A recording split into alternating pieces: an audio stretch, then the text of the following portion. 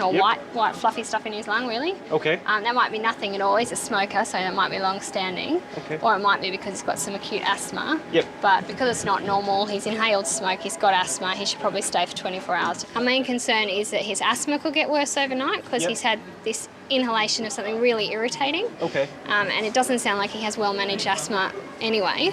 He uses Ventolin every day and he's a smoker, so he's at high risk of getting worsening of his asthma overnight. Okay. I think he's low risk for developing airway edema or problems because he hasn't so far and he's been here a number of hours already. Okay. And he's still fine. All right. That sounds fine. So we're just putting screws now near the joint. That's to really stabilise the joint.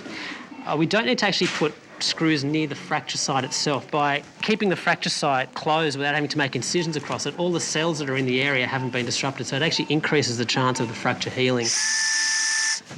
So one thing, the key thing of this operation is that because of the newer technology with these plates, you can actually fix these fractures just through making small incisions without actually disrupting the fracture, which is mainly across here.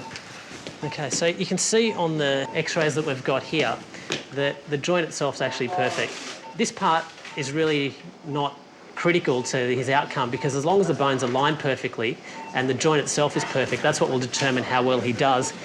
By not having to make incisions in that area, the chance of his healing is excellent.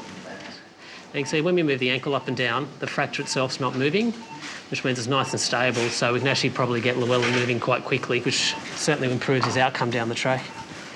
So I've had a look at your chest x-ray and it looks a little bit fuzzy on the right-hand side, which just means you've probably got quite a lot of irritation because if you've already got asthma and you're a smoker and now you've inhaled a big gulp of smoke and it was hot, I think we should probably keep you in hospital overnight just to make sure you don't get more unwell. Really, honestly? Well, I wouldn't recommend it if I didn't think it was a good idea. So I think you probably need a bit more Ventolin. We'll probably give you one dose of steroids for your I get asthma. paid tomorrow, so I've got to be out of here.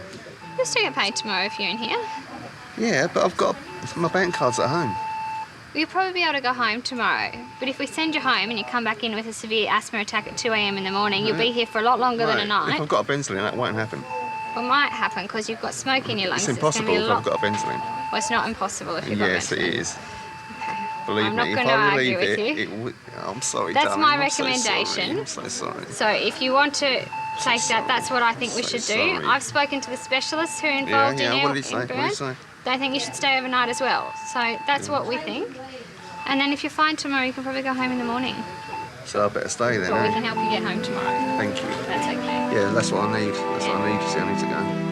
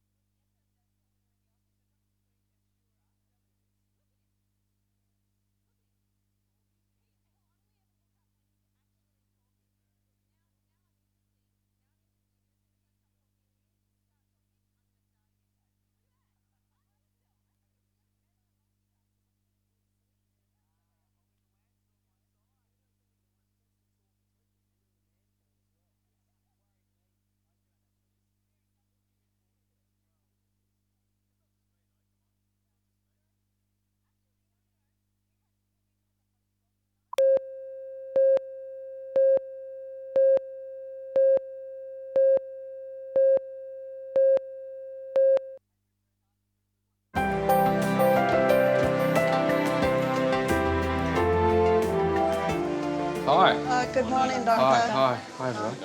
Mr. Boulos, how are you? Hi, nice to see you. How are you feeling? Pretty good, yeah. You're not going to be able to talk because with this special tubing, the air comes out through the neck. It doesn't go up through the vocal cords, so you can't talk at the moment. Bit different now, you don't have a big lump in the cheek. Yeah, it is. Yeah, completely different. What did think it was there? I know, it's amazing how well it comes together, isn't it? So a piece of about that much of the jaw has gone, okay. And the tumour that was with it, and then Dr. Clark took some tissue from your leg. So he took the bone called the fibula, and then what he did was reshaped a new jawbone for you. He'll be washed out for, at least a few days. Very big operation. He's going to take a while for everything to come back. All right. But he's behaving well and everyone's very happy with how he's going. Thank you. He's coming back cheeky, so we know. Oh, is he really? Oh, there you go. That's always a very good sign. It's a good sign. We know, Dad. Oh, that's great. Okay, that's fantastic. Okay. Nice to see everyone. We'll keep a close eye on you. That's your doctor. Oh. That's okay. It's only me, darling. You're in the ICU unit now, okay? It's all over and done with. You're in a lot of pain? Okay. I'll tell the nurses and that. But everything went real good. Doctor told me he was very, very pleased with it. Okay? They didn't have to take as much of your liver as he first said. Okay? So it's almost over. Yeah. We'll be right now. We're almost at the end of it. Just hang in there just a little bit longer. I'll be there for you, okay? Always. Hi, Mr. Boulos. Hi. How are you? You all right? We're here to try and get you walking. Are you ready to have a walk? Okay, Mr. Boulos. Okay. And we're going to push up on the chair and put your weight, I guess, as much as you can on the left leg for the moment so it's not sore. Good man. Arms up. Okay. Great. How do you feel? All right. The walking's really, really important. That's what's going to help you get home. There you go. You walk with him. He's safe. He's safe. Very good, Dad. Very good. Just slowly. It's good, Dad. Hello? April, how are you? Better. You're looking reasonably good. How's your pain? It's all right. It hurts to cough, though. Hurts to cough, yeah. It hurts when I lay down. Yeah. It all went really, really well. We got the lesion out without having to remove any of the liver, so that's the good news, okay? It all came out quite clearly. It had its own capsule. It was very attached to the big blood vessels going into the liver, but it managed to preserve all of them. And now we've got to see, number one, what it is, and number two, if hopefully, once you get over this bit of pain, that the total pain you've been getting for months that stopped you working, maybe that might go away now. Yeah. So let's hope so. And you two can get on with your lives. So we'll find out what it is in the pathologist, and we'll have a chat with you then. Good afternoon. Hi, Mr. Boulos. How are you? Hi, how are you? And so you can talk? Oh, it's not mine. Yeah, it will get better. I've spoken to the pathologist about your specimen. So it's a squamous cell cancer. It's of a type called sarcomatoid, which we know is one of the more aggressive types of squamous cell cancer. And we knew you had one node in the neck, okay, and that was the only node that was involved. And all those other glands were free, which is fantastic. That's really good. And no evidence of any other cancer anywhere else in the body, so that's really good. You're still going to need to have the radiotherapy to give you the best chance for long term so that this tumour doesn't come back. Okay. When can he shave? Because that's another thing he's been asking. You can shave whenever you like. Oh, okay. Yeah, there's no problems. You're looking a bit woolly. All right. Hello. Pastor Ray. How are you? Good. How are you? You're not looking too good here. Oh, getting better. And I've got your marriage certificate here from February. Oh, thank you. Here it is. There you go. Oh, darling. They're officially married now, so you just got to sign on the dotted line there, sir. Yep. Sweet. It's beautiful. That's what I wanted. Look at that. Thank you, Pastor Ray. Thanks so much for that. No worries. It's been trying to do this for ages, haven't we, since February? How long have you got now to go, to finish your... To do my captaincy ticket? Oh, I've still got to go back to Oates and all that to do it yet. Yeah, well, I'm down in Woolloomooloo. You can come down there and drive one of those Navy ships. Start the first Aboriginal Navy. Yeah. Oh, I think we need one. Yeah, we needed one in 1788.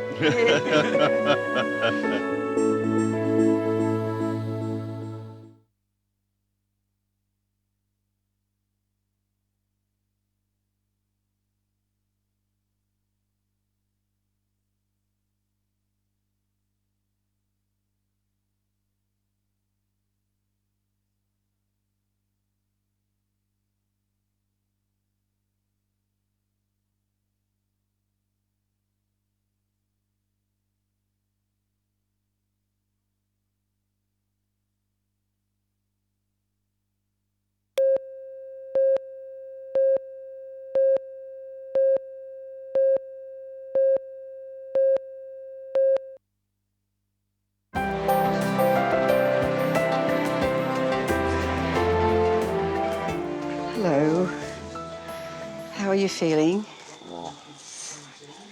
In pain. Much pain? Have they managed to do anything about it? Yeah, I've got a morphine on demand, but that was incredible when I woke up. I was expecting to wake up slowly in a dream state, but that was unbelievable. So, no dad jokes about Metal Man now? No, but okay. Dr. Sanjeev said that... He was very happy with the result, anyway. Yes. He said they didn't have to go into the joint and check for the cartilage. A lot of movement and everything was good. So it's better than expected. Better than expected, apparently, yes. He said that the trouble is you've got very thin legs and that the plate and screws may irritate you, in which case they can take it out down the track. Yeah. Sort of a year, hence plus. Well, it's an impressive-looking bandage job, anyway. Hello, hello. Wow, the whole family's here. Hi. Hi, everyone. Hi. Hello, Mr. Boulos. How are you? Nice to see you again. Nice to see you too. You're dressed in normal clothes. It's the first time I've seen you dressed like a normal person. How are you? Not bad. Not bad? Oh, good. So today's a big day. You're home today. We've been in hospital now for 6 weeks. You've done very well. How are you feeling, okay? Weak. A bit weak. You've got the feeding tube that's in the tummy. Now, that is incredibly important because that's going to give you that nutrition that you're going to require for the next stage of your treatment. All right? The radiotherapy and the chemotherapy. So that's going to be hard work, but, you know, with your strength and with your family support, we'll get you there. Yeah, thank you, doctor. It's going to be nice to see Thank you very Mr. much, Boulos at home. Everything you've done, so we thank you very much. Oh, that's fine. No problem at all. It's been a pleasure to meet you and look after you. And bye-bye, everyone. Thanks, doctor. Bye, thank you very much. Bye-bye. Thank you. See you later. Bye-bye. Bye-bye. Thanks for Bye-bye. everything. Bye-bye. Hey, how you going? Chris Jones, Orthopaedics. Hi, I'm Chris. Nice to see you. Hi, Roger. Hello, sir. Yeah, g'day. So how have you pulled up from yesterday? I'm still in a bit of pain, but I feel more normal Yeah, in the head. Yeah, once the bones stop moving and they're all fixed and held in position, a lot of the pain should be relieved. I'll just have a quick look if that's okay, Llewelyn.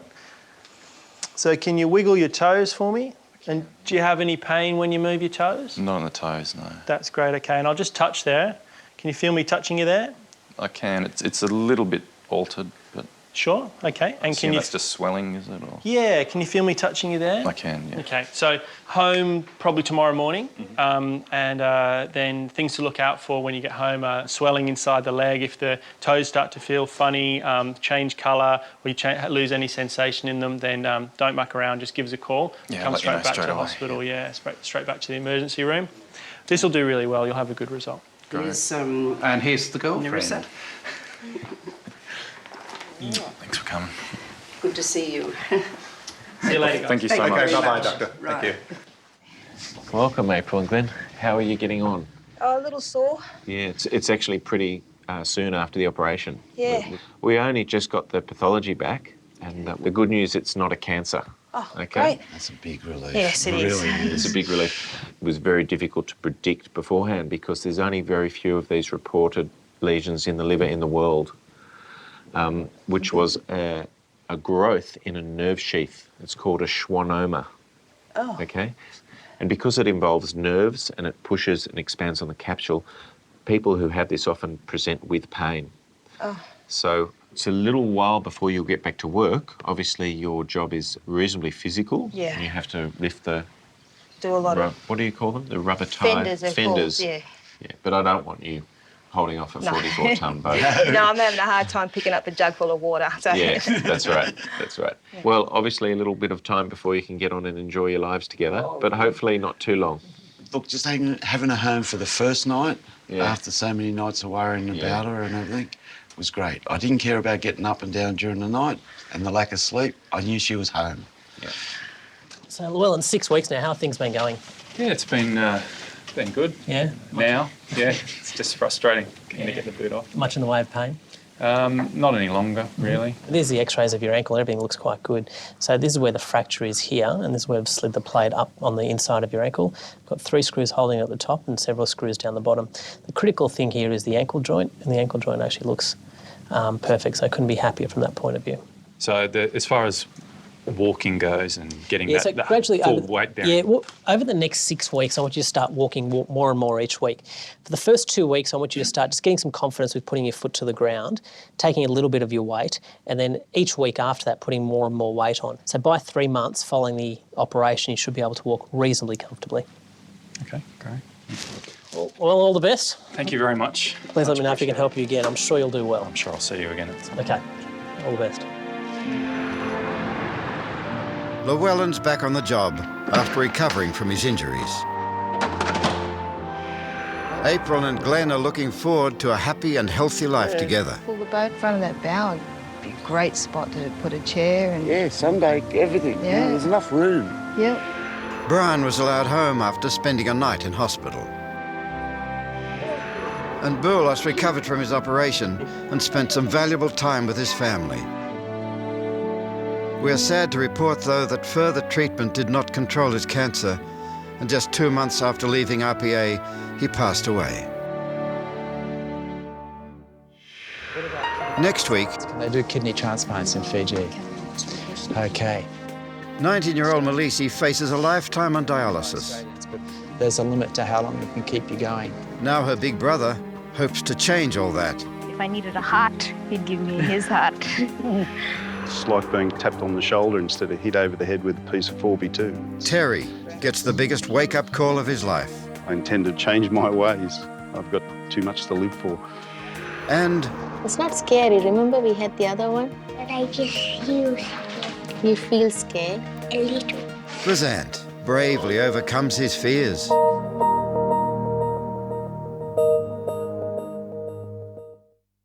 Help us engineer a future without cancer and donate to the Chris O'Brien Lifehouse at RPA. Call 1300 852 500 or visit lifehouserpa.org.au.